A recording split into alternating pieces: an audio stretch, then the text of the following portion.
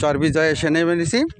এখান দিয়ে দেখতেছি শুধু মানুষ হাঁটতেছে, বসার জায়গা নেই, কিন্তু শুধু বালুর চর, মানে চরবিজয়ের মতোই দেখা যাচ্ছে। বিজয়ের মাসে চরটা জাগছে, যার কারণে নাম হয়েছে চরবিজয়।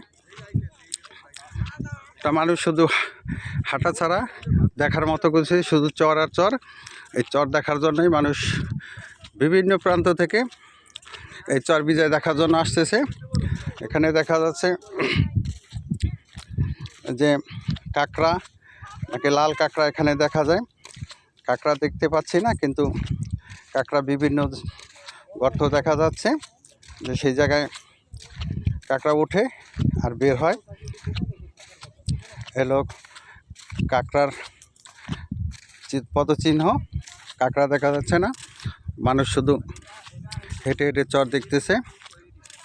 আপনাদের দেখানোর চেষ্টা করতেছি চরবিজয়ের স্থান।